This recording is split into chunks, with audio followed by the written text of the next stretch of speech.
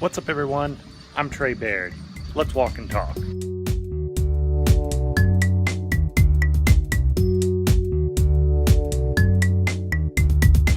So here we are, week 2 of the holiday season of 2017. We are celebrating the slow burn horror genre, going into the Halloween season. Last week we touched on the cold burn genre, which is a little bit more vague than the slow burn. Slow burn is something I think we're all familiar with. The movie starts off with low intensity. You may not even realize it's a horror movie at first, and then it builds and builds and builds. And today, I wanted to bring you my top 9 picks for my favorite slow burn horror movies of all time. Number 9, The Babadook. So we have a fairly recent movie from Australia, and when it hit Netflix, I remember it was all the rage and everybody wanted to see it. Horror movies, especially on Netflix, are a dime a dozen. It's not hard to find horror, especially on Netflix. So when one gets especially good reviews, people tend to take notice. Of course, you're going to have the haters that say, oh, it wasn't really that scary. Well, this is a good example of a slow burn movie. It is number 9 on my list, so there are better examples, but I think it's done very well. I really love the imagery, in the book, the illustrations. It's very much like an old-fashioned children's book. And that little boy, that annoying little bratty boy, he just creates a certain uneasiness that continues throughout the film, and things get progressively more and more twisted and unsettling.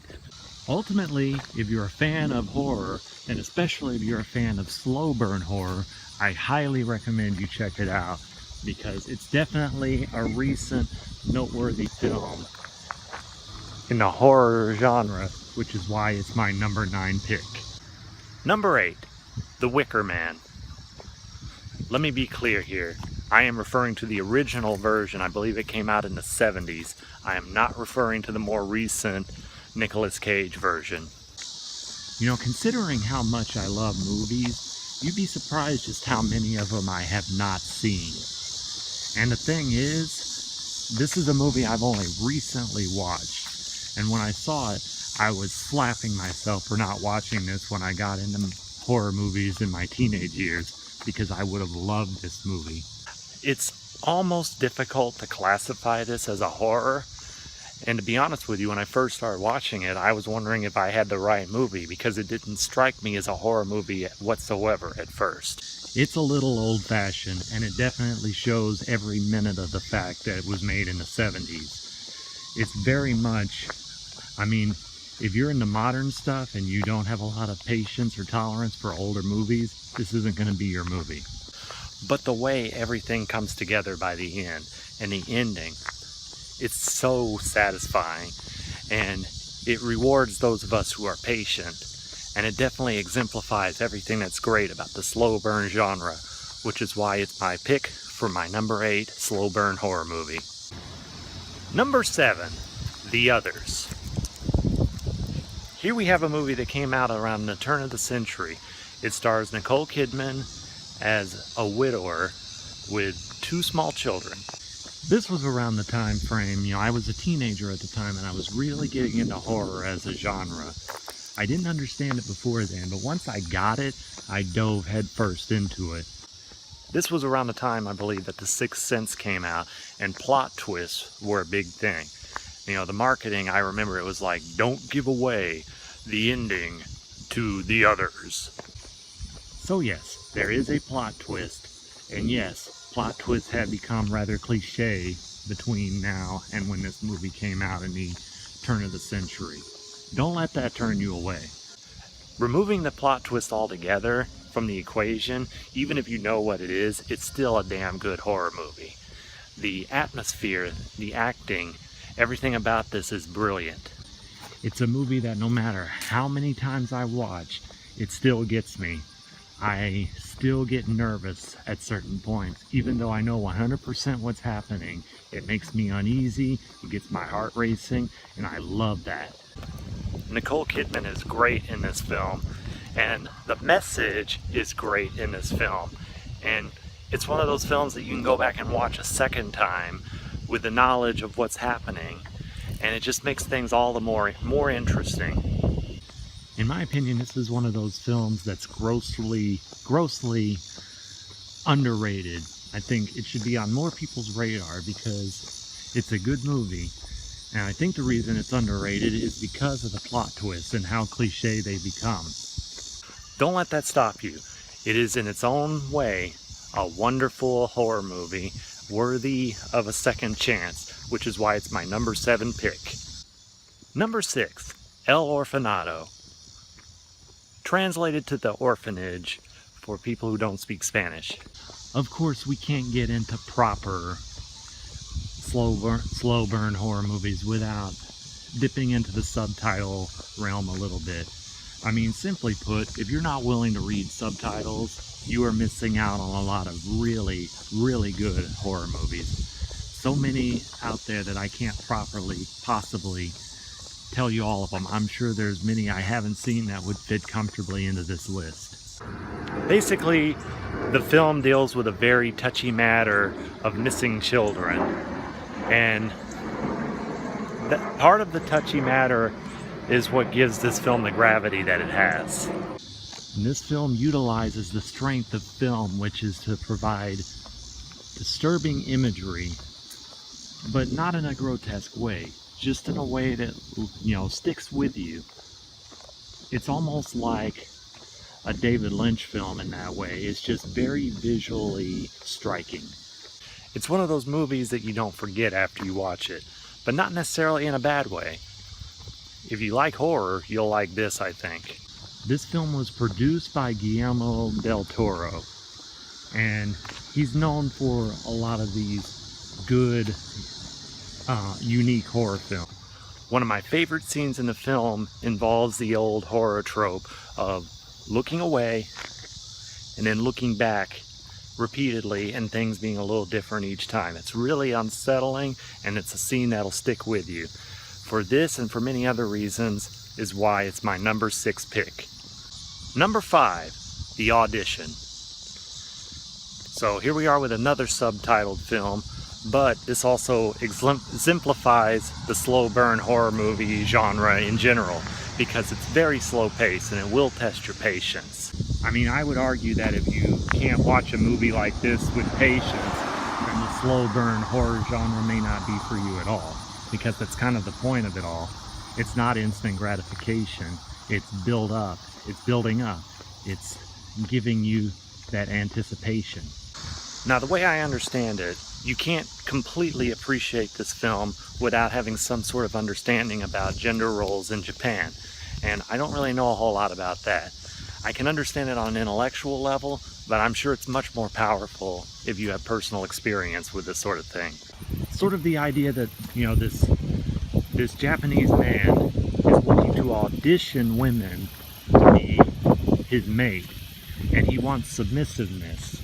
That's one of his big things. This attitude will later come and bite him in the ass.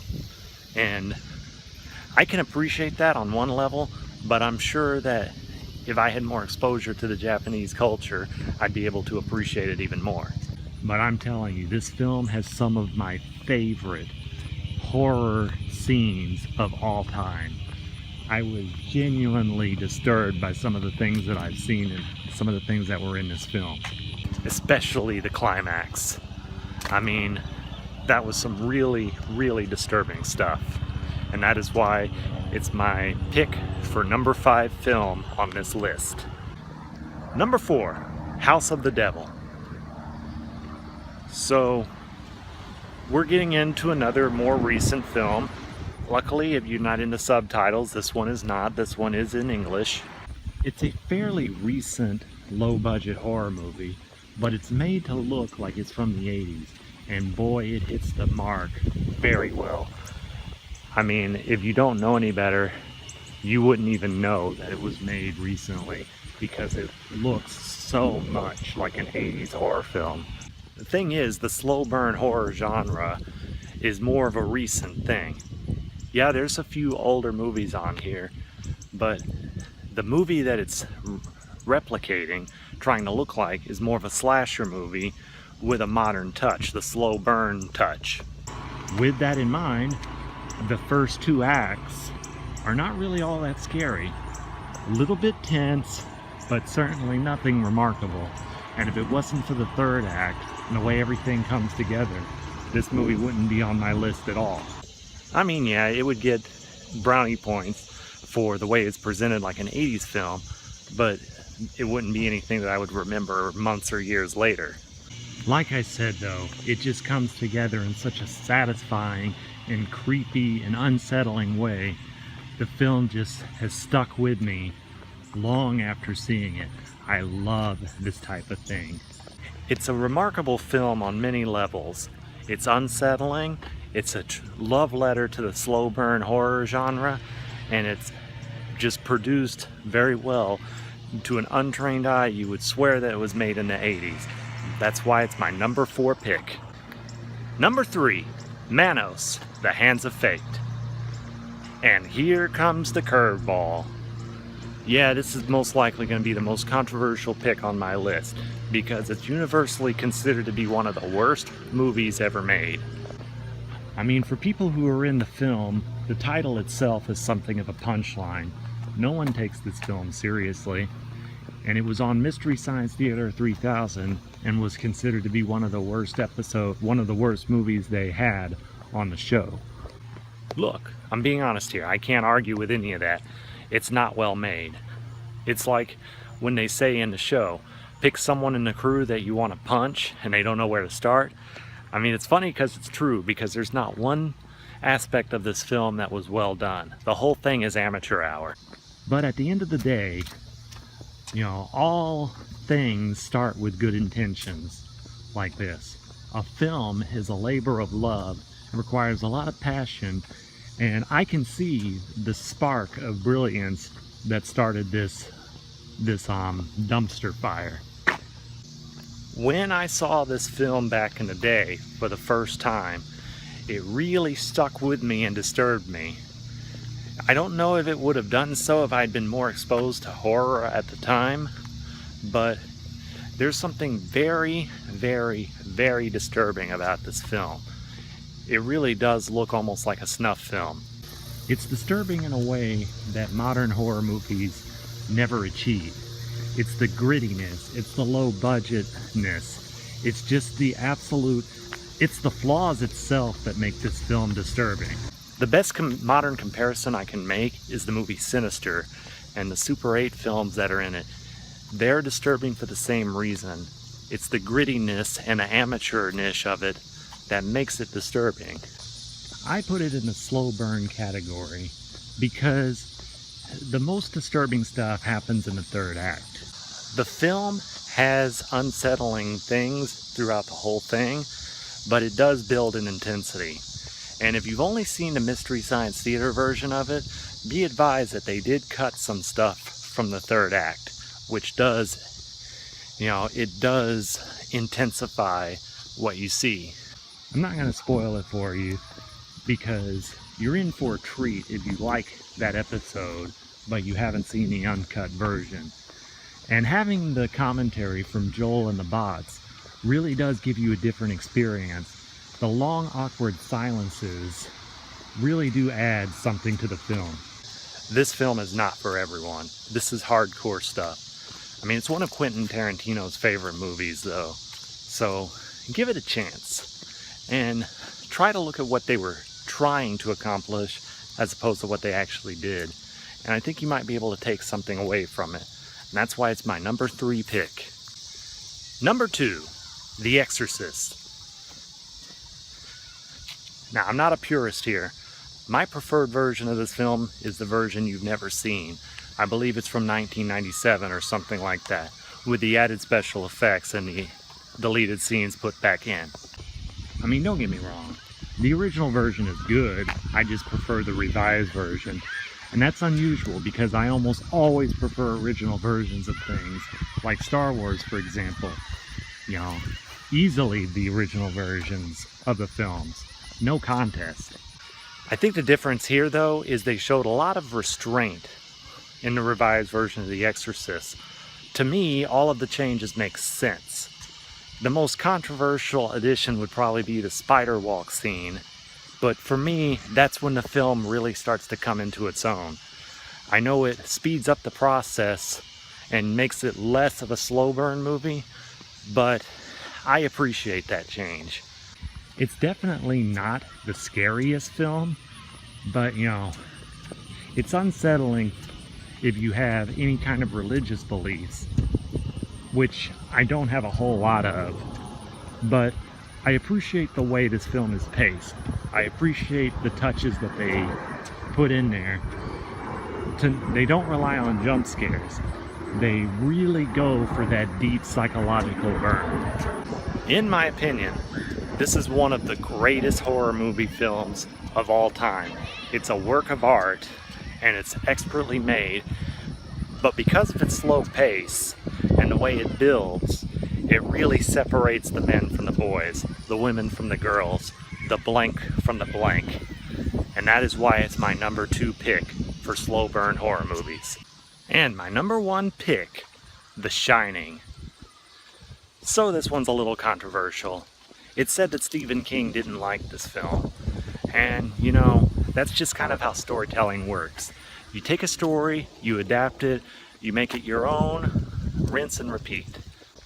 Like, I believe Stephen King said that Kubrick missed the point entirely by casting Jack Nicholson, because Nicholson comes across as unhinged already, whereas the story tells the story, the original book tells the story of a normal man who was driven to madness. I'm sorry, but I find Kubrick's version to be more appealing. I find it more unsettling, and I find it more realistic, if we can really use that word in its context. I can't imagine any other actor being able to pull this role off in the way that Nicholson does. I mean, yeah, he definitely does appear to be hanging by a thread even at the beginning of the film, but that's kind of what I like about it. For such a long, slow-paced movie, it's remarkable that he's able to do such a gradual descent into madness, starting off that way. And if he started off normal, I don't know if the film really would have worked the way that it did. There's so many classic scenes. The twins, the long hallway shots, the elevator. Try not to get spoilery in case you haven't actually seen this film. The mirror shot. I mean, all of these scenes are just classic horror film scenes for a reason. And Kubrick's obsessive-compulsive attention to detail really shines in this film. It seems that once a generation or so, we get a film that is meticulously studied for its brilliance. One such example was Pulp Fiction, but that generation's example would probably be The Shining, because it's still being studied to this day. And off the top of my head, I cannot think of another horror movie that has that kind of interest behind it, where people are still finding things in this day and age that they didn't know about the film, such as Apollo conspiracy theories or the meaning behind the ending. These things are still being debated today. I mean, the film has a documentary just touching on this type of thing and all of the OCD elements that went into it. And for that reason, I have to give this my number 1 pick for slow burn horror movies. I mean, and I think it's a good movie in its own right. So, thank you all for watching. It means the world to me. Don't forget to like and subscribe.